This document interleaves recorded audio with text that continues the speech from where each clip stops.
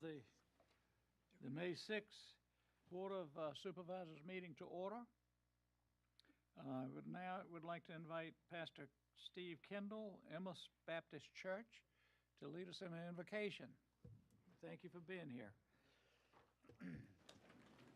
Thank you for having me, and may God bless this meeting. Let's just pray. Our Father, we thank you for being so merciful to us and allowing us to meet today to handle the matters of this piece of land that you've allowed us to call home. Bless it, Lord. Bless the minds and the articulation of speech and those who are going to talk and discuss here today. Keep us all unified, Lord, in one degree, that God might bless us as a family. Give us his understanding and his love, and may the mercy of God bless those who are going to hold authority today. We pray it all in Christ Jesus' name. Amen. Amen.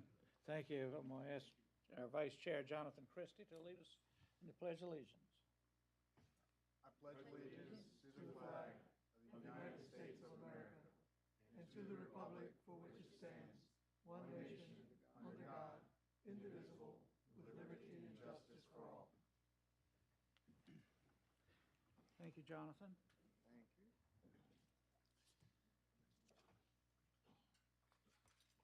We now have the opportunity to have a very special presentation. Today we have the honor of having a presentation of award on behalf of Governor Glenn Youngkin to Fire Rescue. Presenting the awards will be Sonny Daniels, Deputy Secretary of Public Safety and Homeland Security, Brad Creasy, Executive Director, Department of Fire Programs, Betty Reeves Nobles, Virginia Fire Services Board, and Spencer Willett, Department of Fire Programs, Governor and Government Affairs Manager. I invite you all to come forward.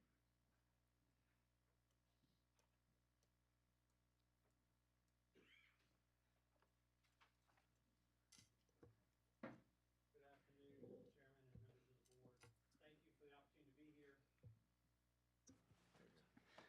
I'll start over. Good afternoon, Chairman and members of the board. We appreciate you giving us the time today to make this presentation. It's our honor to be here.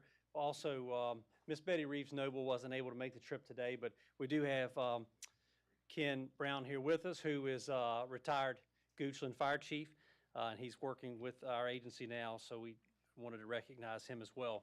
I thought I'd start by just giving you the background on this award. Many of you may or may not know, but the Governor's Fire Services Awards were established in 2002 as a mechanism to formally recognize Virginia's fire service and the excellence that is in the fire service here. These awards are presented annually during the Virginia Fire and Rescue Conference, during our Virginia Beach Convention Center, or our Fire Chiefs Conference at the Convention Center in Virginia Beach each February. But unfortunately, this year, for the first time in memory, that conference had to be canceled because of snow. Since the awards program inception, members of the Virginia Fire Services Board and our agency, the Department of Fire Programs, has been responsible for reviewing nominations and forwarding recommendations to the Secretary of Public Safety and Homeland Security for final selection. 2 independent members of the public are also included in this process. Each application is screened through 2 rounds in a highly competitive process before being recommended to the governor. So this year, the recipient of the Governor's Award for Excellence in Virginia's Fire Service is Goochland Fire and Rescue. Goochland recently completed a construction of a $1.2 million live fire training structure. This groundbreaking facility enhances local and regional training capabilities and addressed previous challenges in conducting live fire training exercises. Goochland's leadership in fire training innovation ensures firefighters in the region are well prepared to effectively serve this community. Congratulations to Goochland Fire and Rescue.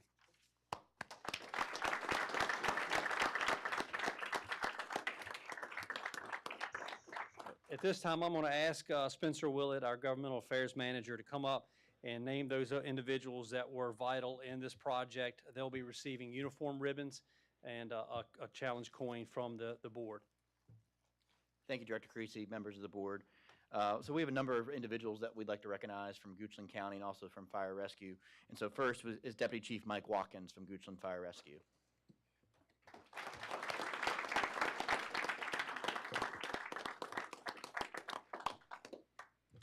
Captain Brandon Profit from the Training and Safety Division of Goochland Fire Rescue.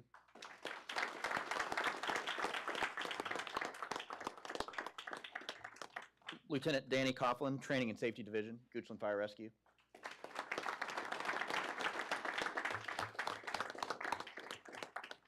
Purchasing Director Mary Zapata.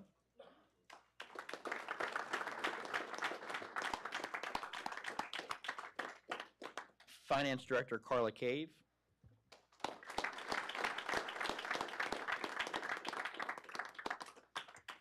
County Attorney Tara McGee.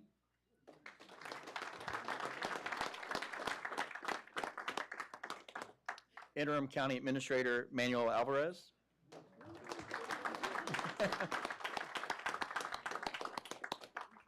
Building Official Gary Fisher.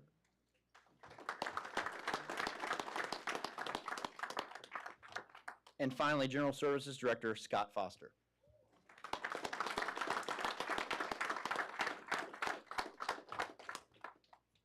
I do have one extra ribbon here.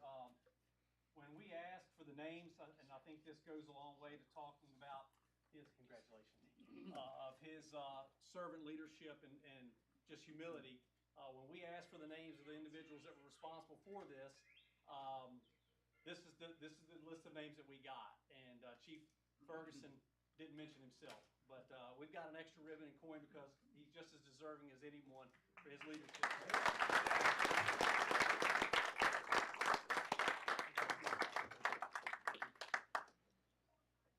Again, I just want to say congratulations to you all on behalf of the governor. Very well deserving, and thank you again, board, for allowing us a few minutes to do this today. So Thank you for taking Thank your you so time to much. be with us today, and we really appreciate it. I'm very proud of this honor. Yes. Thank you very much. Thank you. Yes, absolutely.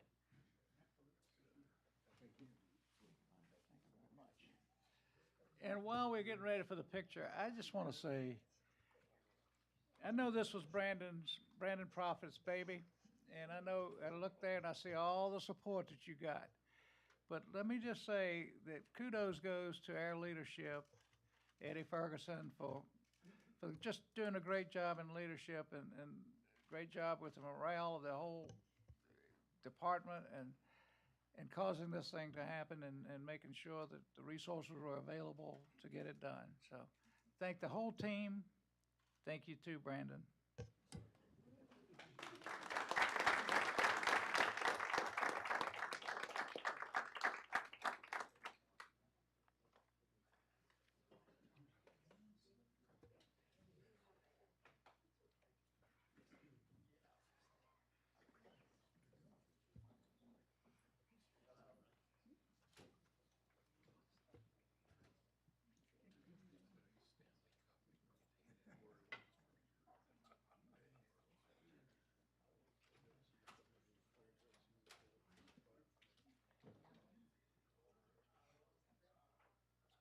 Okay, we're blessed with having several presentations today.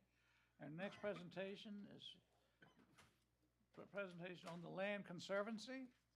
Parker Glasto, Executive Director of the Capital Region Land Conservancy, will be giving us a presentation on land conservancy achievements to date to include Goochland County. Thank you so Thank you. much for the invitation to come and speak to you all this afternoon. I'm Parker Agelasto. I'm the Executive Director for the Capital Region Land Conservancy. If you're not familiar with our organization, we are a local land trust that serves the greater Richmond region. We've been in existence since 2005. It's on? Okay. I'll just talk. Too tall. Thank you. I'll try to use my stronger speaking voice. Thank you. Outside voice, Tara. Thank you. So the Capital Region Land Conservancy was founded in 2005, and we have been serving Goochland ever since that day. We actually merged with another land trust called the Goochland Land Alliance in 2014, and that was established by local residents in Goochland County who wanted to put permanent conservation on the land here in the county. So in our organization's history, we have helped to conserve now over 15,000 acres in our region. Our mission is to conserve the natural and historic resources of Virginia's Richmond region for the benefit of people and nature. We put equal attention to the natural resources as well as the historic resources, since we are blessed with such an incredible history in our region, but also balancing between the needs of nature and the needs of people. Our service area encompasses all of Goochland County.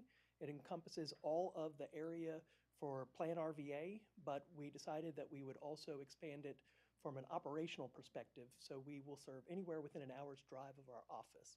That now picks up most of Fluvanna, it picks up a lot of Louisa, and it picks up Cumberland County. A lot of those portions surround the western part of Goochland County. This map also shows you what our vision for conservation in the region would look like, and it is consistent with all of the local comprehensive plans, where we've taken your comprehensive plan, worked with your planning staff, and said, where is conservation most appropriate?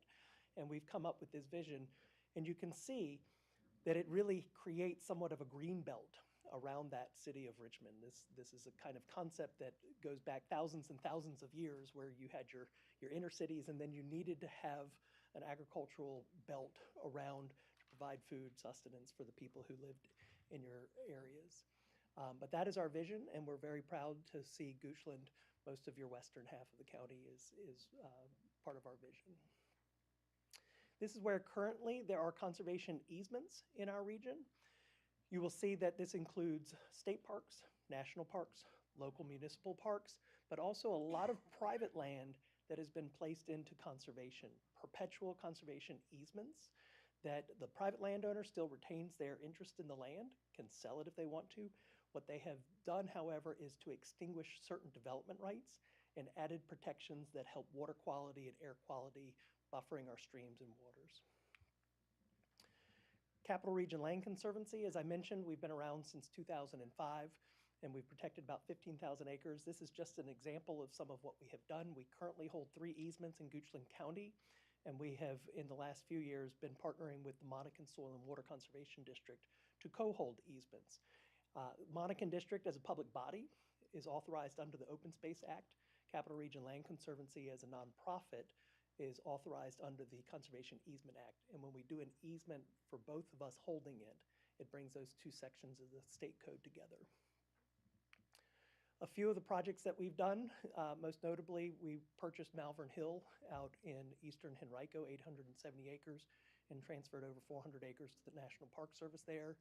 We worked with Chesterfield County and bought about 50 acres on the Appomattox River at the fall line down there, and that land is being opened up as a public park. We've worked in New Kent County, Chickahominy River, and a lot of other areas, including Goochland, which we're proud of. This picture I like to show, this is Goochland. This is Ronnie Knuckles' farm, which is also protected under a conservation easement held by the Virginia Outdoors Foundation. So the Capital Region Land Conservancy is a local land trust. The Virginia Outdoors Foundation is a statewide agency that does pretty much the same work that our organization does. Land conservation nationwide. Currently, the country has about 13% of all of its lands permanently protected under a conservation easement or under some other type of deed covenant that is permanent. In our region, however, we're at about 6%. And that is largely because we're an older area that has had a lot of development, right? Once you have all this fragmentation of the landscape, it's very hard to put large landscape scale conservation into place. However, it's not uncommon to do large parcels these days. In terms of Goochland County, however, the county is at about 4.5% of its land area under permanent conservation. The county doesn't have big state parks, doesn't have national parks, doesn't have these kind of large landscape projects there. So most of this has all been done through private land ownership. And you can see quite a bit of it down on the river, the James River, as well as some along the Route 6 River Road corridor. Part of the challenge is we've got a balance between growth, need for jobs, need for housing, but also where are we feeding our people? Where are we having outdoor recreational opportunities? And this statistic I find to be rather just eye-opening. Every 30 seconds, we're losing a football field worth of America's natural areas to some sort of converted use. Every 30 seconds. You know, the duration of this meeting, how much land will have been converted? And at what point is there no more land to convert? What happens to those natural resources? This is a model that the State Department of Conservation and Recreation has produced called a development vulnerability model. And you can see here that in gray, the areas have already been developed. And what is shown in orange and then yellow is a prediction that the state has for the likelihood of the land to be converted to a different use, the orange being a 50% chance of being converted in the next 5 years. That's how fast land is being converted in the Richmond region. Clearly, Goochland knows you're one of the fastest growing localities in the whole Commonwealth of Virginia. This is what's happening to our agricultural lands as a result. A lot of our farm land is being converted, including prime ag soils, and the prime ag soils being the most productive. Virginia has ranked number 8 eighth in the nation in terms of actual loss of acres being converted of farmland to some other use, and as a percentage, 11th in the nation. Just to give you an example for Goochland County, in the U.S. Agricultural Census between 2017 and 2022, Goochland lost 28% of its farmland in 5 years. That was at a time when the population grew 15%. So you can begin to see what's happening with the conversion. And I know that from your comprehensive plan that there's a goal for the 85 to 15, trying to keep 85% of the county in a rural status. This is just where your prime ag soils are today. And so that becomes a high priority for us in terms of agriculture, because agriculture is still Virginia's top industry. Number 2 is tourism. Number 3 is forestry. 1 in every 11 jobs is tied to either agriculture or forestry across the Commonwealth of Virginia. So what is land trust and what are conservation easements? Conservation easements are perpetual deeds that a landowner voluntarily gives to a land trust. It has to comply and conform with the local comprehensive plan. It becomes recorded in the courthouse. It runs with the land, part of the title of the land, and it must protect specific conservation values. These are identified specifically for each property that is uniquely identifiable. For the public, there's a lot that comes for this, but we have a lot of water quality improvement. Our drinking water needs surface water to replenish, and so by putting conservation easements, it helps our drinking water. It's protecting some of the most unique land that we have because of the cultural and historic resources. And Goochland is really an incredible historical county. I'm joined by one of the landowners of Tuckahoe, historic Tuckahoe, Tad Thompson, who his property is under a conservation easement. Nowhere else gets to say that this was Thomas Jefferson's boyhood home, right? If you lose it, it's gone forever. What we also do is we sustain working farms and forests. Generations and generations of families try to keep the farm in their family, but development pressures and the cost of that real estate going up make it more difficult. A conservation easement extinguishes a lot of those development rights and therefore makes it more affordable for the family to keep operating. And then it preserves open space and the quality of life. I know many of you all understand, keep Goochland rural. That's what the quality of life in Goochland is like. That's what people want, and conservation easements help to do that. Landowners get a lot of different benefits, and in Virginia, we're very fortunate to have something called the Land Preservation Tax Credit. So they will actually be compensated for donating a conservation easement. And they will get 40% of that value issued as a state tax credit that could then be sold and transferred. And that can be substantial when you start looking at real estate values. We work very closely with your planning department to make sure that our conservation easements conform with the local comprehensive plan. This is just an example of one of the letters that we get. And we go through this process of doing due diligence on each and every project to make sure that the title is good, to make sure that the boundaries are good, and to make sure that it can be easily protected and defended should there ever be a threat to the conservation easement in the future. We work with the comprehensive plan, so I don't need to educate you all about your local comprehensive plan, but you do include in it a map of the conserved lands. You also include your future land use map, and so our work is consistent with your future land use map. Then you also have small area plans. The small area plans also often will call for parks or other conserved areas to keep open space. Capital Region Land Conservancy is very proud to have worked with Chesterfield, Henrico, the City of Richmond to create new parkland by going in and acquiring land, protecting it, holding it in reserve so it could become a park in the future. The state has its high priority. 10% of all land that the state has identified as priority land for conservation is called Conserve Virginia. What you see on this map are those properties that the state would like to see conserved. And here's a breakdown that includes agricultural lands, forestry lands, natural habitat.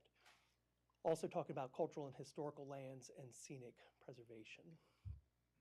Again, just to kind of give you a zoom in on that development vulnerability model that the state has.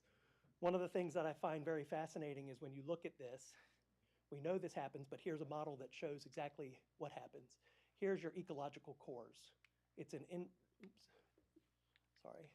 inverse relationship. You've got development, it's pushing your wildlife, your habitat further and further away.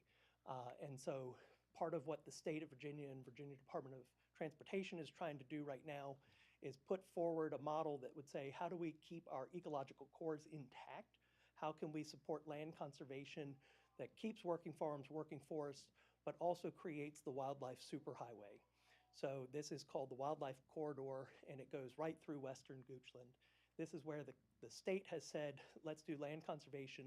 This wildlife corridors connects the Great Dismal Swamp all the way to the Blue Ridge Parkway, right? So how do we make sure that wildlife has safe places to transport and have fewer incidents involving humans and vehicular traffic? And here's just another way of showing that on the map and how it connects through our region.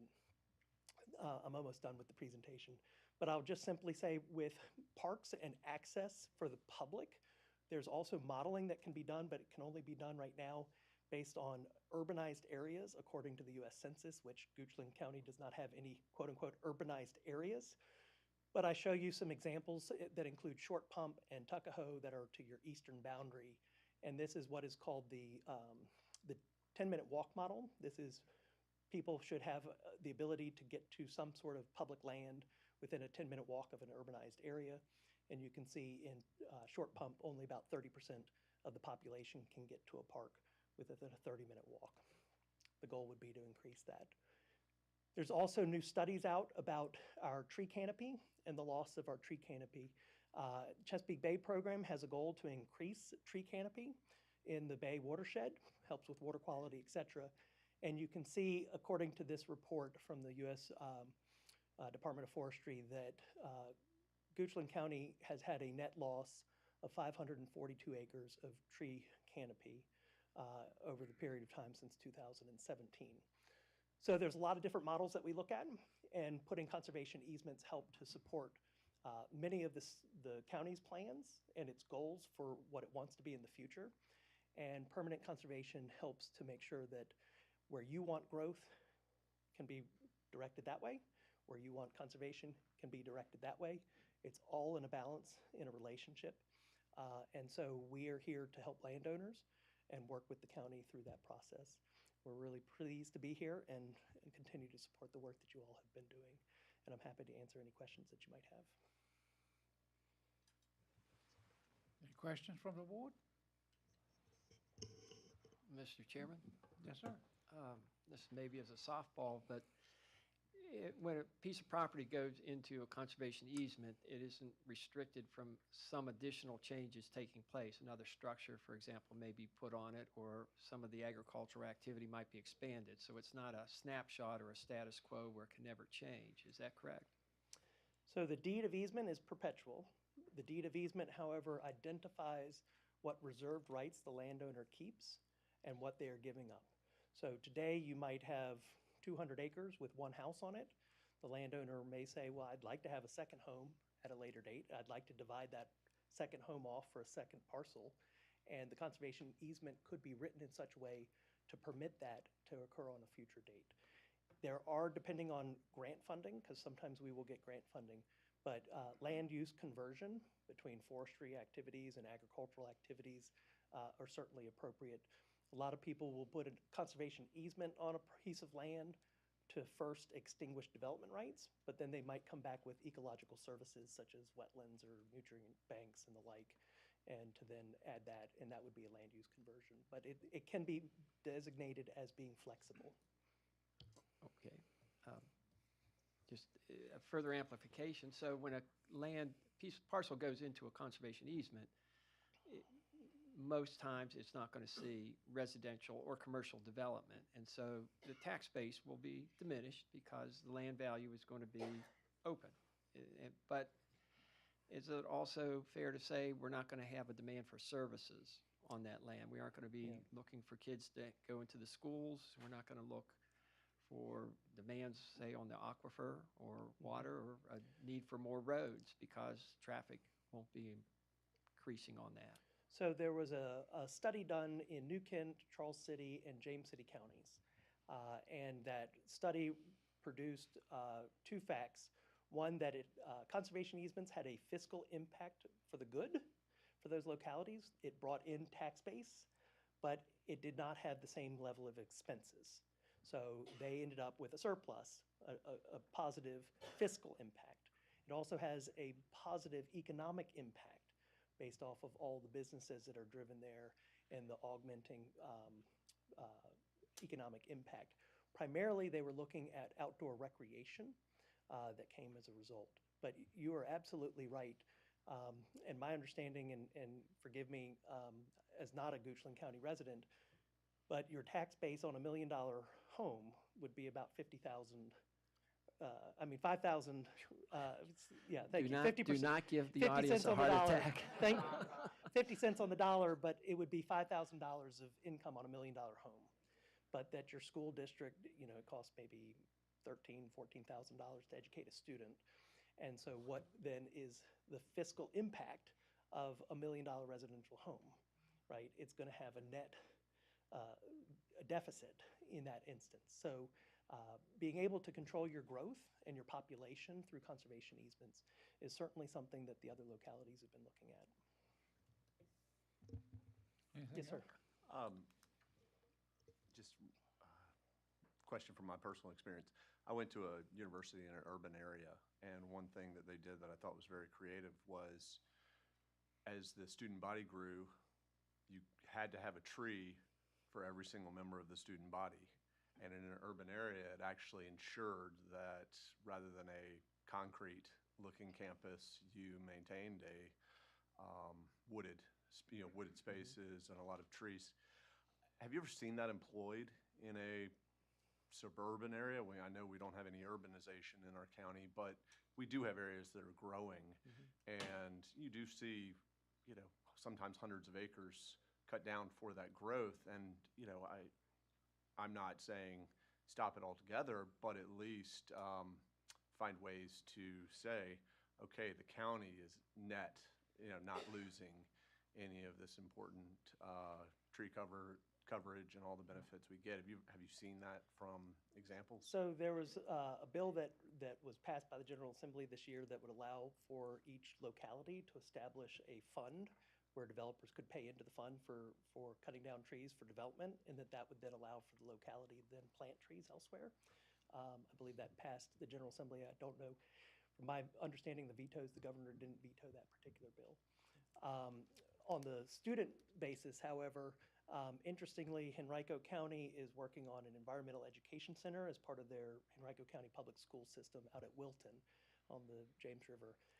And they have in their plans for that property that all the students who would go through that would end up planting their own tree, and that they would be able to come back and see the trees as they grow and develop as a way of connecting them to the landscape. Thank you. Anything else?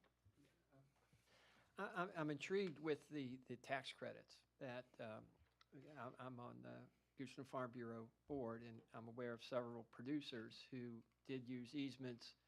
And the comment often is, well, this is my retirement. I need to sell the land in order to be able to take care of myself when I'm not on the combine or the hay rake. So how do we best introduce the concept that you don't have to necessarily sell to a developer, that there is a possibility of funding a retirement through a conservation easement and the resale of these tax credits. Is this something our planning department should be introducing with every application, saying, and by the way, you could use an easement instead of a development plan? Or how do we best make people aware? Certainly, we would love it if the county helped to educate people about the opportunity for conservation easements. At one point, we also worked with your revenue commissioner to send out, like, here's an opportunity for people who had been in your land use tax program, as an example. But to your point, absolutely, if you have no intention to do anything differently with your land, a conservation easement is the best option for you. My parents, we have a farm in Nelson County. It's 200 acres, and we put it into a conservation easement 20 years ago. And we got the tax credits, and my dad, my brother, we all made the decision together. What that tax credit has been able to be used for by taking the capital out of the land and getting cash and applying it elsewhere has been very beneficial for the family and for the farm. Right? That's the vision of, if you don't have anything to do differently, if you want to pass this land to the next generation to continue to farm, it is the tool to use, certainly, for that purpose. And so the tax credits are great, and we're very fortunate in Virginia. We're only one of 3 states in the whole country that allow you to sell your tax credits. And that's one of the reasons why the conservation easement program has been so successful. So, thank you. Parker, I know you acknowledged Tuckahoe Plantation in your presentation. I want to take this time to acknowledge Mr. Ted Thompson is here. He and his family own Tuckahoe, and I believe most of Tuckahoe, of the 500 and some acres, is in a conservation easement. And it's such a gem for our county to have such a historic, important asset. Thomas Jefferson's childhood was there, spent his childhood there, and so forth. So all the citizens who have not taken advantage of visiting Tuckahoe Plantation, please do so. It is such a beautiful place. Maybe a paid political. No. We're having a Mother's Day picnic this Sunday from 12 to 4. So it's open to the public. There's an admission charge. It's pretty cheap. It's a nice day. I know you have a great time coming out to see us. Thank you, Ted. Peonies for sale. Thank you. All right. Thank you, Parker. Thank you very much. If you have another moment, maybe And I think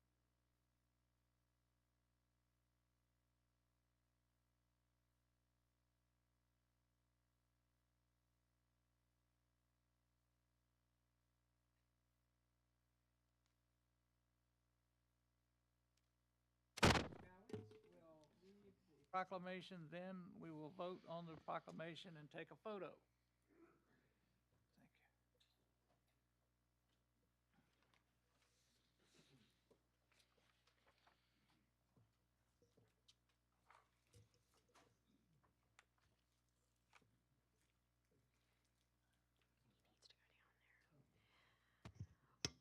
Do I need to go in? Yes.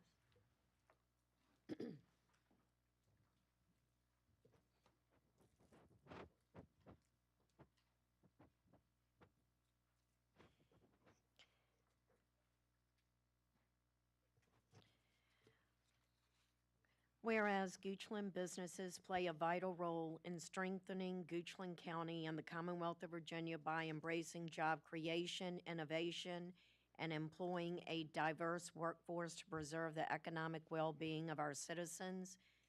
And whereas Goochland businesses provide over 20,000 jobs to the citizens of Goochland and Greater Richmond region, as well as offering a variety of goods and services worldwide.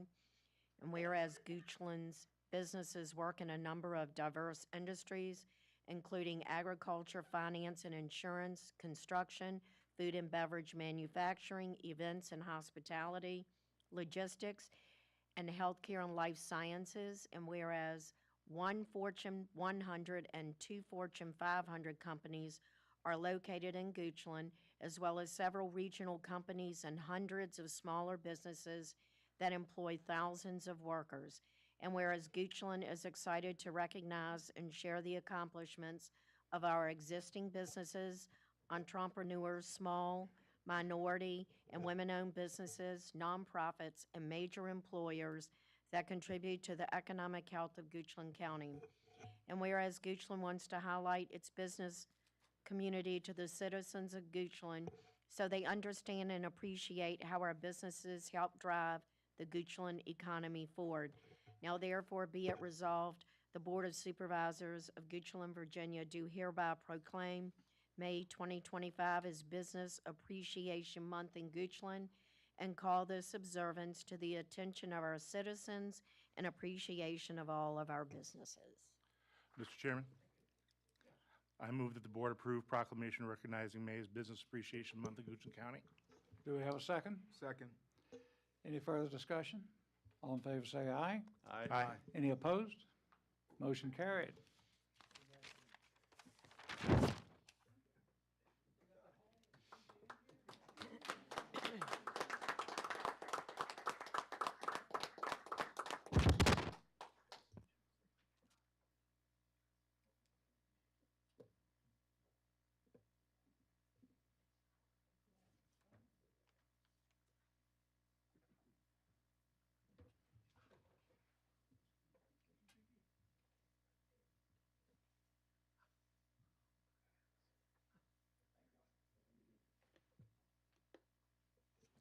And thank the members of the EDA for being here.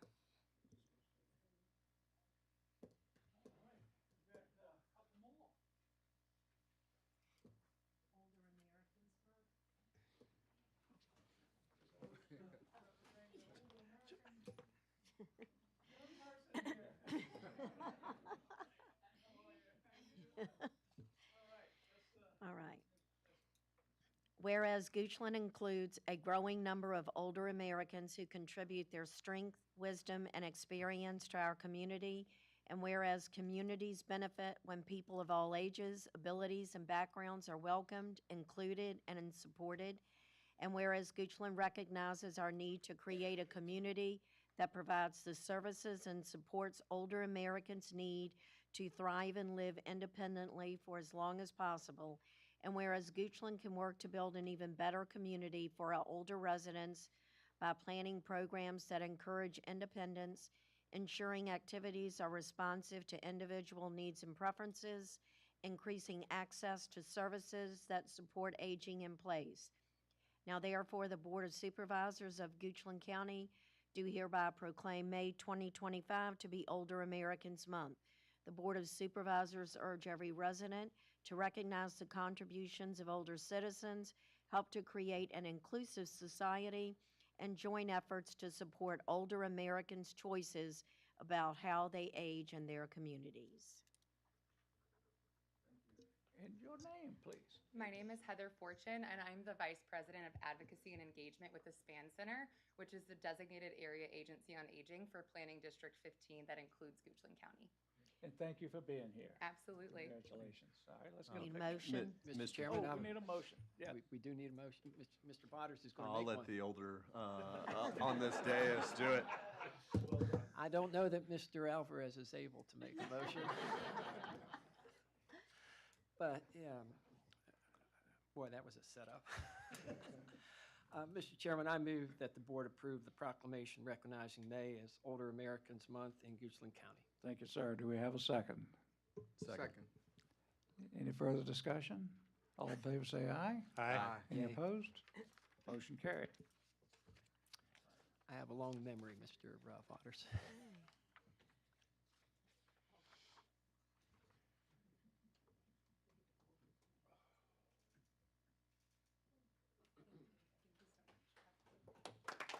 One more. Our final proclamation, Public Service Recognition Week. Cliff Heller. Now, this gives me great pleasure. Earlier today, I took place in helping deliver some thank you packets, little goodie bags to the employees here, and it was really a great experience for me. All right. Whereas Americans are served every day by public service employees at the federal, state, county, and city levels. These unsung heroes supply continuity to our society. And whereas public employees serve in areas such as health, education, public safety, the arts, the environment, finance, public infrastructure, community planning, human rights, recreation, and more. And whereas public employees accept not only jobs but oaths, and whereas Goochland County recognizes the generous contributions of time and talent by public employees and the importance of the services they render. And whereas without public service employees at every level of government, continuity of public service would be impossible. Now therefore, the Board of Supervisors of Goochland County do hereby proclaim May 4 through 10, 2025 as Public Service Recognition Week in Goochland County and commends all county employees for delivering quality public service. The Board of Supervisors encourages all citizens to recognize the accomplishments and contributions of government employees at all levels, federal, state, county, and city. Mr. Chairman. Thank you. And this is Mr. Cliff Heller, who's our head of our human resources. And I just want to say we have got the very best employees that we could possibly have available to us. 100%. Yes, we do. Thank you. Do we have a motion? Mr. Chairman, I move that the board approve the proclamation recognizing May 4th through 10th as Public Service Recognition Week. Do we have a second? Second. Okay, any further discussion? All in favor say aye. Aye. Any opposed? Motion carried.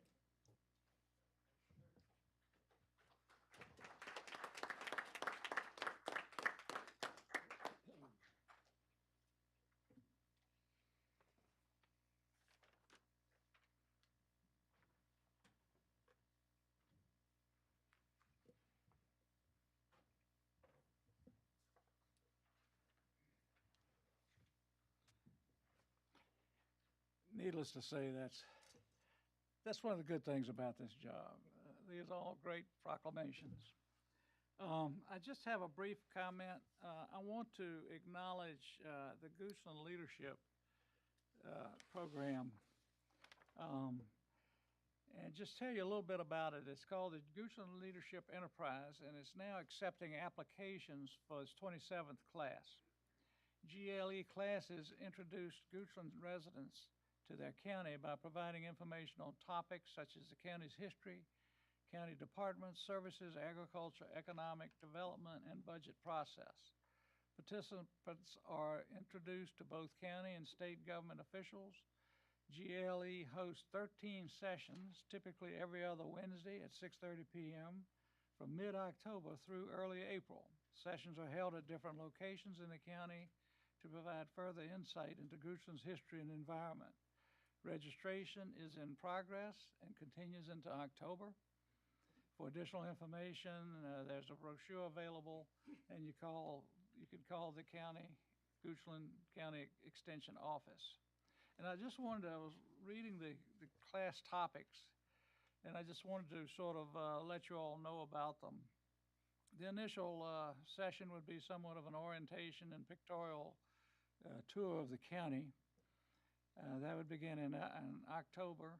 Then agriculture and natural resources, county administration, revenue, treasurer. Then the sheriff, clerk of courts, and Commonwealth attorney. And next into December, education, county development, budget and fire rescue, business and economic development, dinner with the Board of Supervisors, and I attended that last year, and it was very good. State legislature, they'll spend a day at the state capitol, and community and government services, and then there's a makeup session available, and the leadership and getting involved, and then a graduation dinner, which would be at the final April 8th meeting. So I would encourage everybody to sign up. There are applications available. You can go online at the Virginia Extension Office, Virginia Tech Extension Office, and there'll be an application there. And that's all my remarks. Do you have any, Mr. Interim? I do, Mr. Chairman. I have quite a few today. In addition to just heard our chairman talk about GLE, I left applications on the table in outside our boardroom. So if you would like to apply, the applications are there. If not, you can find them online or call the extension office. On April 25th, we had the first Parks and Recreation night at Tucker. and that was very well attended. That was a Slate River Band. The next night at Tucker will be Friday, May 30th, and the band is Exit 38, and there will be food trucks and fun for the whole family. The Goochland Farmers Market starts today, so we're going to go into closed session after our meeting. During that time, you can go and visit the farmers market across the street. No discount coupons from us, just do what you can for our local farmers. The Goochland County Sheriff's Office Special Olympic Torch Run will be on Friday, May 9th, this coming Friday. And it'll start at 10 a.m. and they'll be going through here from the Sheriff's Office to the high school track. We're going to be celebrating here, so if you would like to come out, you're welcome to. Parks and Recreation also held an egg hunt on Easter Saturday, I think it was. We had a lot of participants. I think they thought we were handing out real eggs. You know, they're pricey nowadays. So we had really good crowd. Goochland Day starts on May 16th and 17th, right here in the courthouse area. This is Economic Development Month, as you heard earlier. We're celebrating businesses, but there's a couple of events that you might not know about.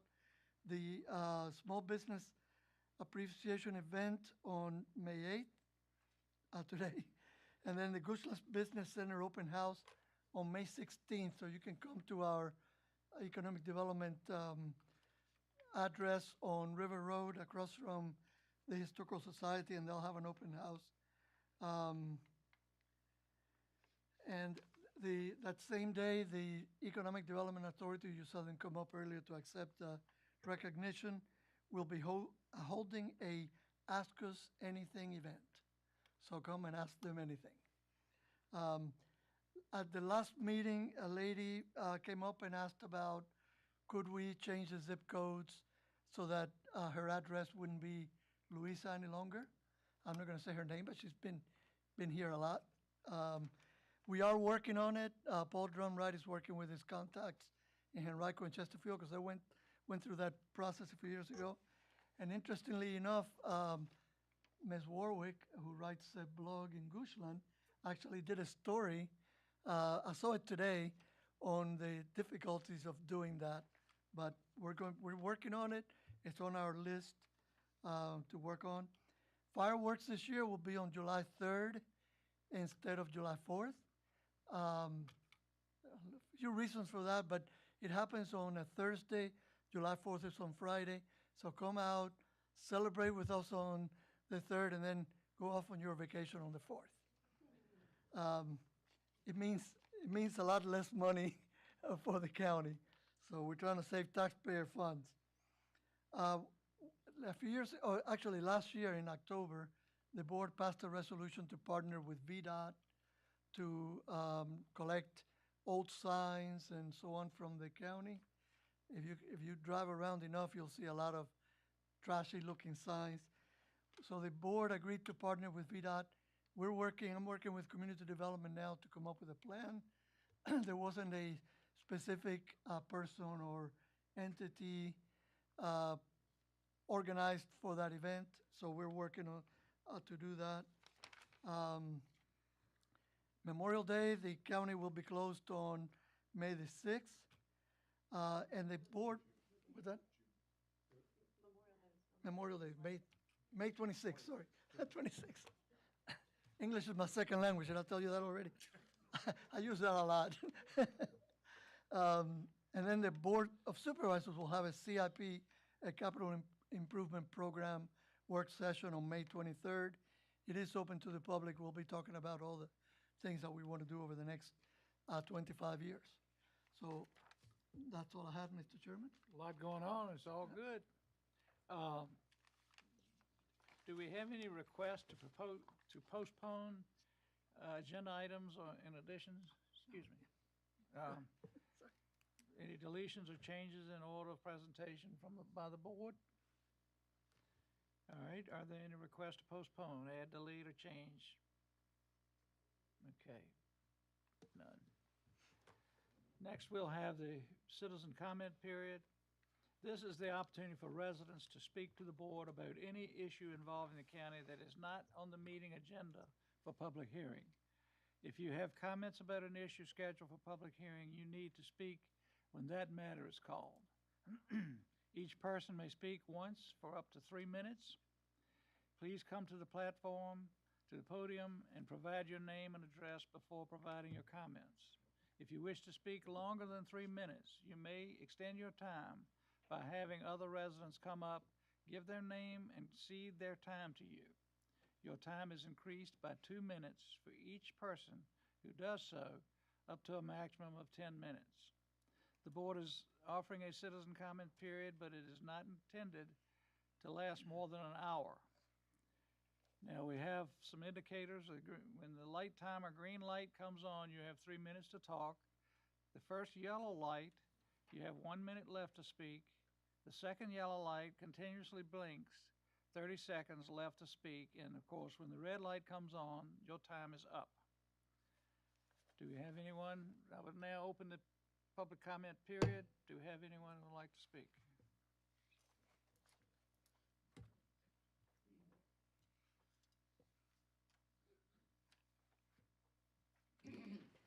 Linda Moore, 2164 Prophet Road, Mannequin-Sabat, Virginia. First, I would like to thank Manny Alvarez and all the staff that allowed our small group of citizens to meet to discuss some concerns with the Highfield development. We have, for almost a year and a half, assembled a small group of citizens who are interested in working collaboratively with the developer to meet some challenges that we feel to fire and rescue and our current roads. And we have finally, after a year, whittled it down to 3 areas that we would like.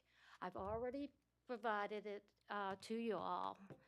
We just would like to have some type of, signal that these are things that we could work on rather soon. They're not money-generating things. They don't cost money. They do require that we have information available to us on how to work together so that we don't hear these unintended consequences that comes along when we have an oops moment, when something doesn't work after it's already been approved. I appreciate everything you all do. I hope, like I said, that we will continue to work towards some of these concerns that I've already given you. Have a beautiful day. Thank you. Thank you, Ms. Moore. Would anyone else like to come forward and speak? Mr. Thompson, come on. Give us your name and address. Addison Baker, Tad Thompson, 12601 River Road, Historic Tuckahoe. I'd just like to reiterate again an open invitation, and also following on to Parker's presentation. It's been a pleasure serving on that board for a number of years and currently serving, and having started with the Goochland Land Alliance, formed by some Goochland citizens that merged into the Land Alliance. And also as an easement donor starting back in 1986. I thought I would point out for those of you interested that we're happy to talk with you. There are multiple benefits. You get, as alluded to, the tax credit thanks to Virginia's special statutory arrangement. You also get the federal charitable tax deduction, and additionally, Goochland makes it easy for us landowners to get the benefit, again, under Virginia law, of the reduced assessment which happens every year. So each year it saves you on your your real estate taxes for the county. And the history has been that in communities that have acreage under easement, the land values continue to appreciate. So you still have all your other rights. You typically give up much of your development right. So yeah, you're not going to have a huge cash award. You're going to get the tax benefits, which can be sold under Virginia law. But then you'll find that if you keep living, keep farming, the values will continue to go up. And so I'm a big fan of easements. Be happy to talk to others. And for those of you on the board, we used to say in the Goochland Land Alliance, Sandy Fisher may be prime among them, the big deal is cows don't go to school. Thank you. Thank you, Mr. Thompson. Would anyone else like to come forward?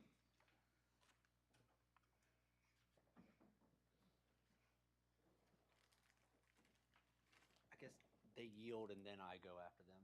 Okay.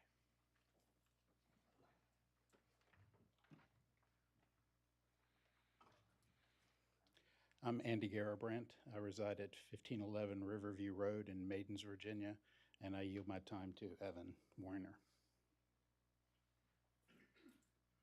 I'm Terry McLaughlin, 1714 Reed Marsh Lane in Goochland, and I yield my time to Evan.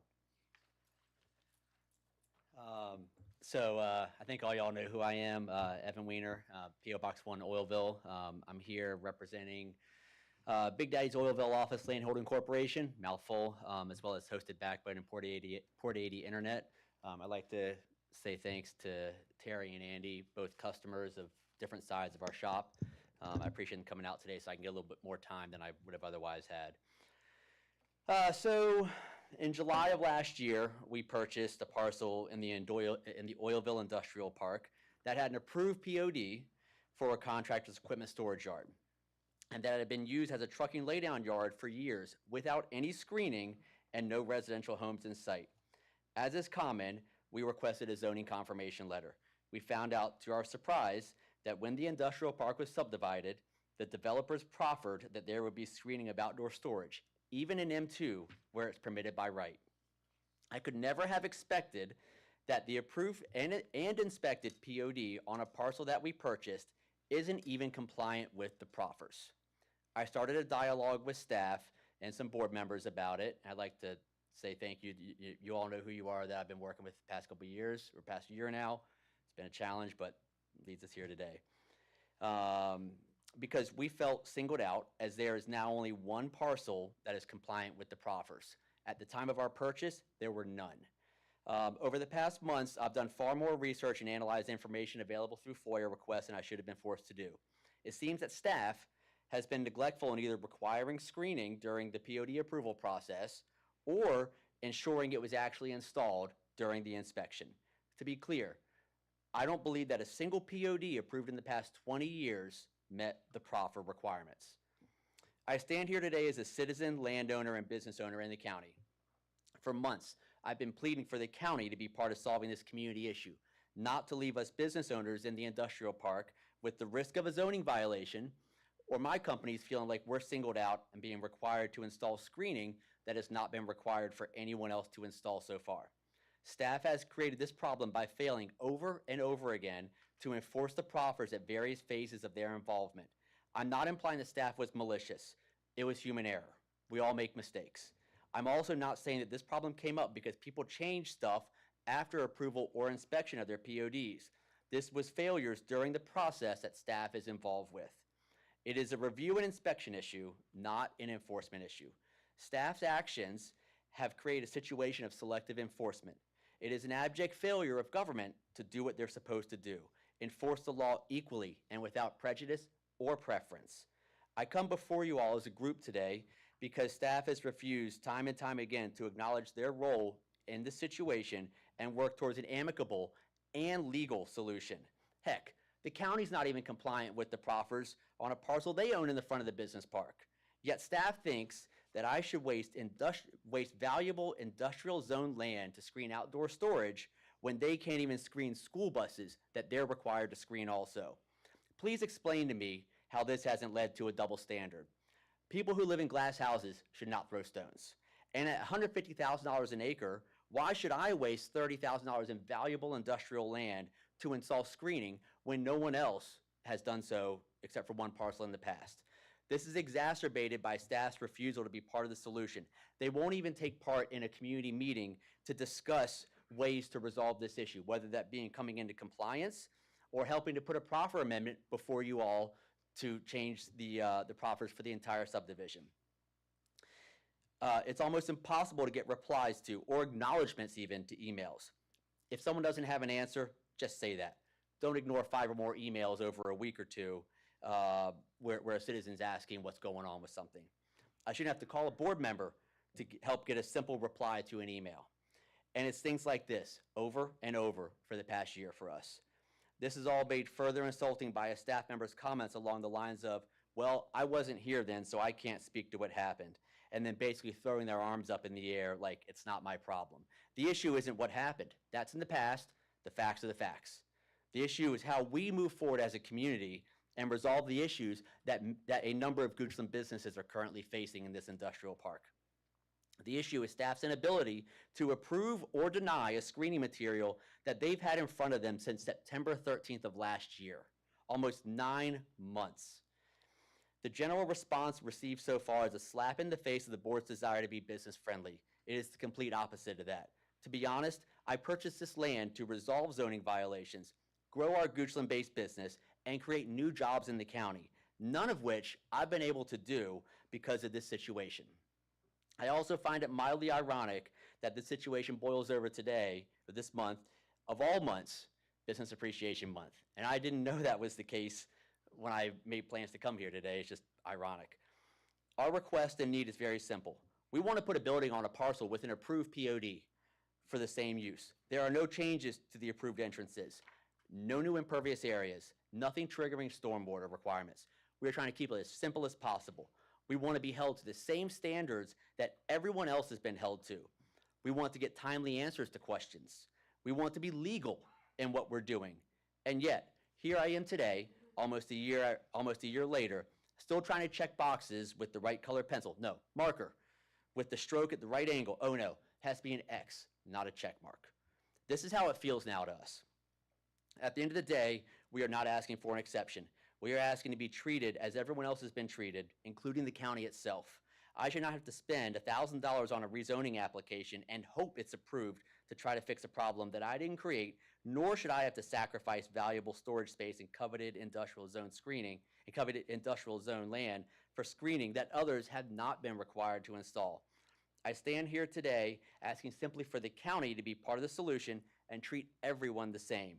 I think that's simple enough. I think Goochland is better than this also. I also realize that you can't directly respond to me in this forum today, but I'm hopeful that this will prompt a productive discussion, not the obstinance and indifference we received to date. In the words of Michael Jackson, I'm starting with the man in the mirror.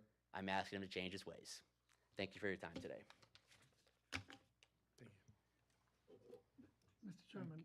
Yes. If you don't mind, I would like to respond to Mr. Winter. I know it's not normal practice, but Sure. I would like to Okay. respond. So, Mr. Winter accused staff of things that were done by people who are no longer here. When I ran for office back in 2011, one of the things that we agreed to do was to treat everybody equally and fairly. And you don't do that if you start violating your zoning ordinances for one individual or two. In this case, an entire business park. So he called me and he talks about us not wanting to meet with him. I've been talking to Evan about this issue since before I became interim, last August actually. And he says that the staff has not responded. Knowing Mr. Weiner and the number of emails we've gotten over the last few weeks alone, there's no way you could believe that since September of 24 until March, he didn't get a response of any kind. The staff, most of the time, was expecting an approved POD. he talks about the fact that the POD was already approved for that site. The POD and that there are no changes other than kind of the same business use. But he's adding a building. The building requires new things, including impervious areas. I've met, as far as meeting, I don't know how many meetings we've had with Mr. Weiner. Since I've been interim, we had a meeting here in the building, and Mr. Winfrey was in that meeting as well. And we met, we thought we came to an agreement, but it was not a real agreement. Then last week, we met at his location. When I left there, I didn't feel we had an agreement because Mr. Weiner was proposing getting a right-of-way from a neighbor to put trees on the neighbor's property, not his own property, on the neighbor's property. That didn't seem to work because that afternoon, he came back asking for more from the county. As for the bus garage, buses are not required to be shielded. If buses were required to be shielded, we'd have a shield all around our parking lot. They're a vehicle. There's no equipment laying on the ground in that location. And lastly, for business friendliness, we have Mr. Weiner, a neighbor of his, complained about his running his business from his home. We didn't issue any kind of violation. Then he's been in the park now since he bought it, and he's got all his equipment there, all his storage there, and he has not been issued a violation for running a business, an unapproved business. So, and by the way, we just received on Friday a zoning complaint against Mr. Weiner's property. So I guess if we're going to modify the rules for Mr. Alvarez, do I get a chance to respond to him real quick now, or, you know? You open the door. Yeah, I think, yeah. You know, Keep it brief. yeah, and to be clear, you know, for the benefit of everyone else in here, you know, I sent y'all a copy of my draft remarks last night because I've been around this county for a while, you know, and I've been in this boardroom, I've been on, you know, we're a vendor to the county. The last thing I wanted was for y'all to be surprised by anything, you know, and I know that some of this come up in 2x2s.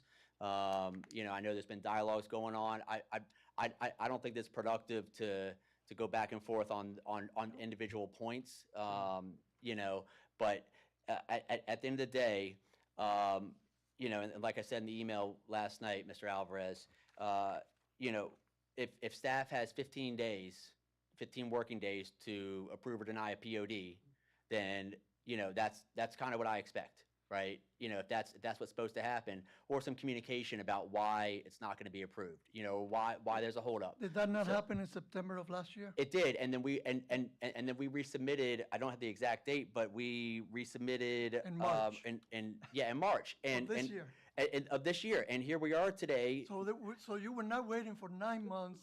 Well, for the staff to do something. we've had a dialogue going back and forth, you know, because you know, prior to you coming back with Mr. Carpenter, Mr. Winfrey, Mr. Spoonhauer, you know, my goal has been the whole time for this to be solved for the entire business park, so that we are not all in violation of the proffers, Okay. you know, All right.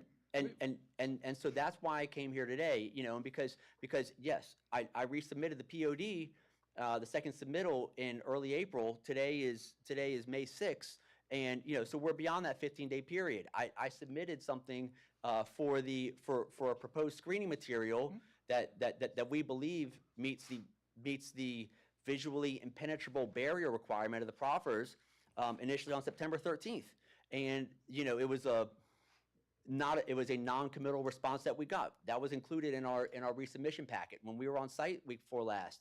You know, the game plan was. Mr. Chairman, may I, is this a topic that might better be Yeah, I was going to handled? say, if you don't in, mind, we'll continue to work on this, but this is not a Well, yeah, I hear you. appropriate form. I hear you, but Mr. Alvarez also, you know, made some accusations about the accuracy of Right. claims we're We'll making. work with you as we continue Okay, to work on this. that's Thank that's you. all we've been asking. Thank you for If your I could time. add one thing, if the proffer is removed, the zoning ordinance applies. Right. And it'll apply to everybody equally. 100%. I believe that proffer was done 30 years ago. The zoning ordinance has been updated many times since then.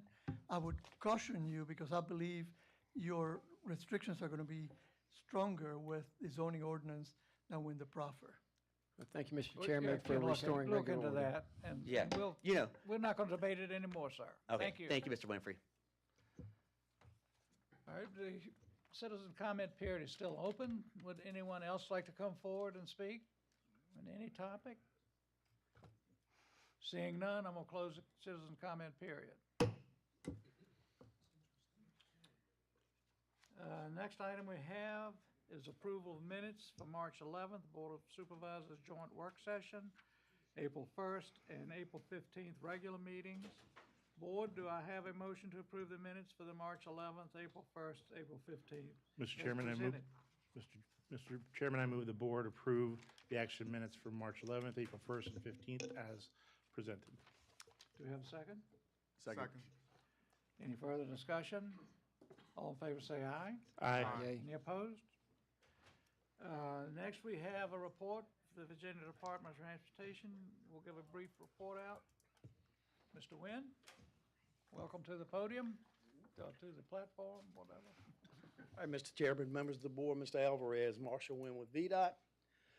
This past month, we had 153 work orders, completed 198, had 8 after-hour call-outs, been doing pothole patching, ditch and shoulder repair, pipe cleaning and replacement, tree removal and cleanup. Been picking up trash here and there. Next week, we're gonna start our primary mow on Monday. State forces will start that, and soon after that, secondary mow will start with our contract forces, so it'll all kind of line up together. I know Mr. Spoonhour was talking about community pickup trash. These guys will pick the trash up, so if they don't, get back with me. That's all.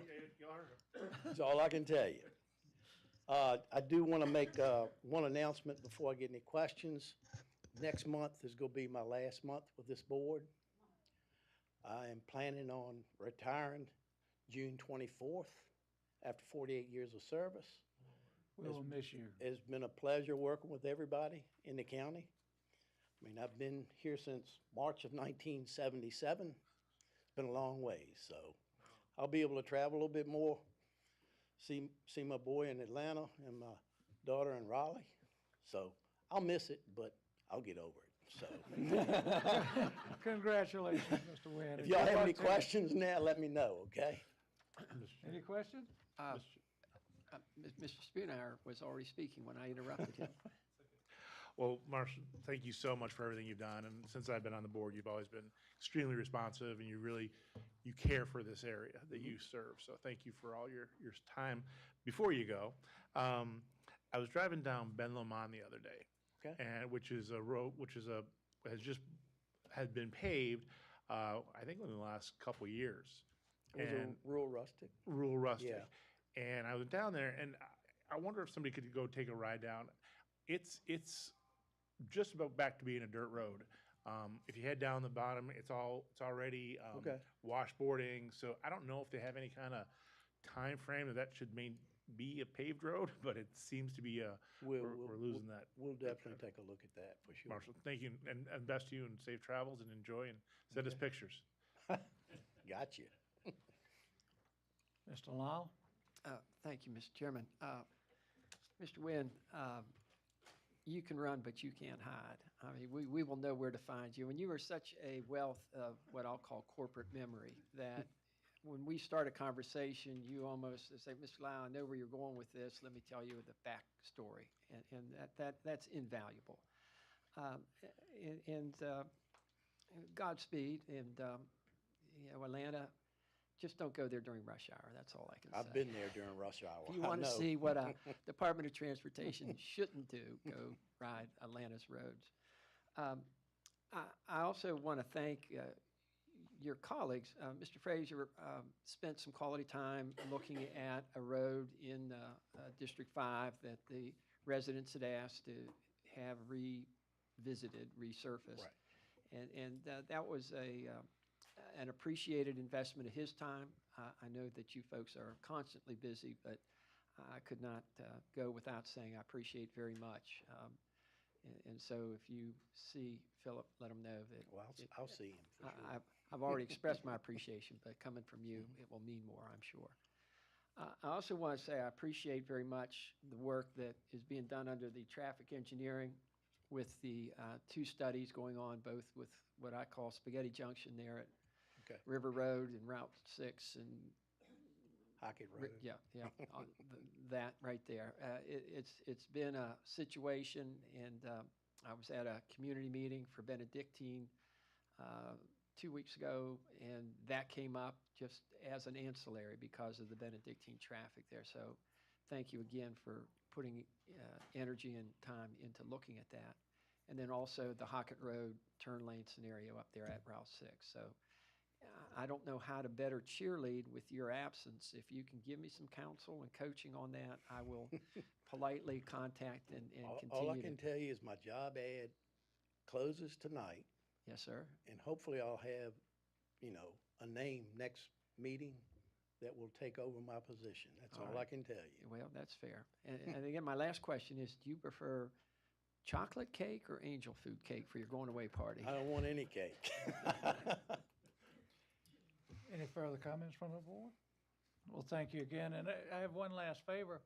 If you could see to it the Shallow Well Road is repaved and the speed limit is reduced to 25, I would appreciate it. I'll be gone before that happens. Thank you y'all. very much for all you've done for us.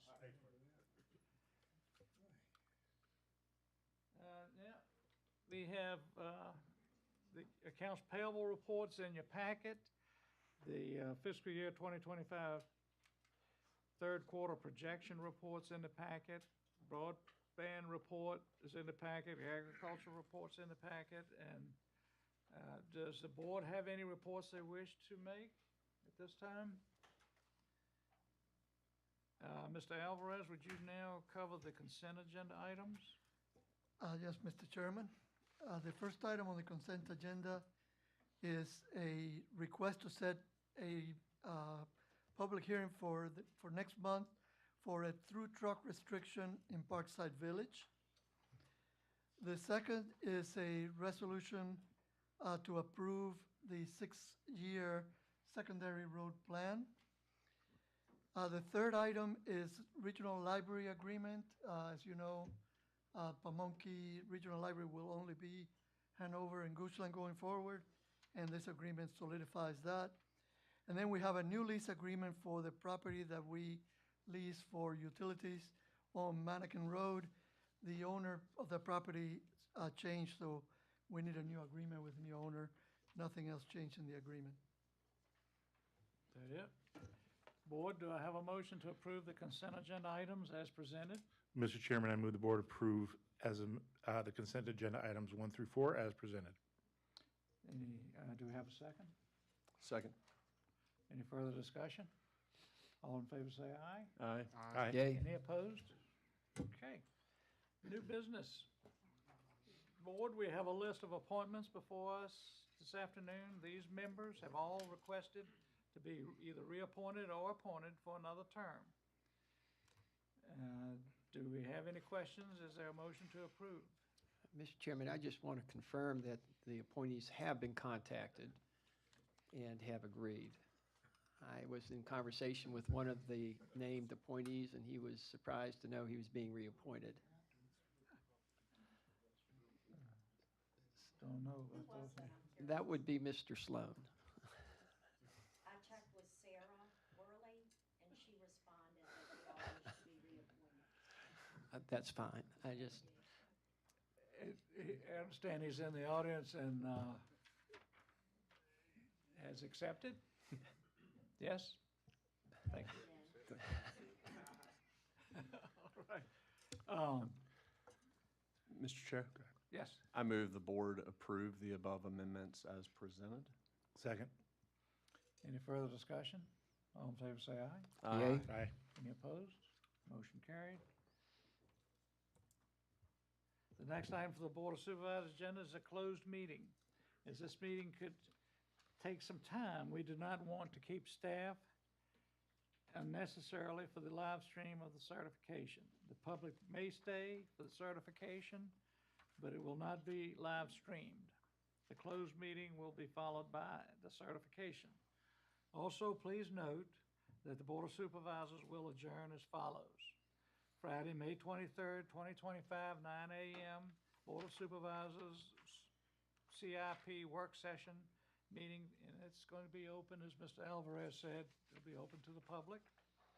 And Tuesday, June 3rd, Board of Supervisors regular meeting, time to be determined, and of course, the 6 p.m. public hearings.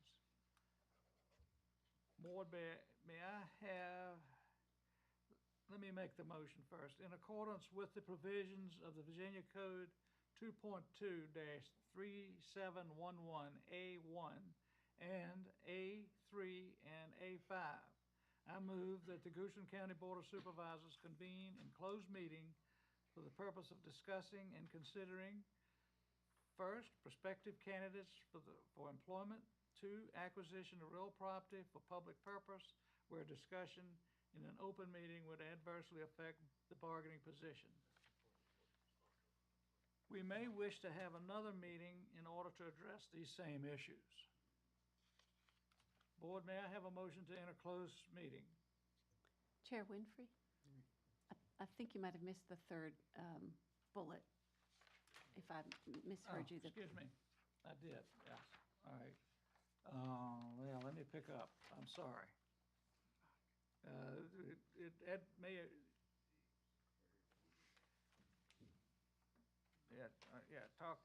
Talking about adversely affecting, discussions on open meeting would adversely affect our bargaining position on real estate or negotiating strategy of the public body.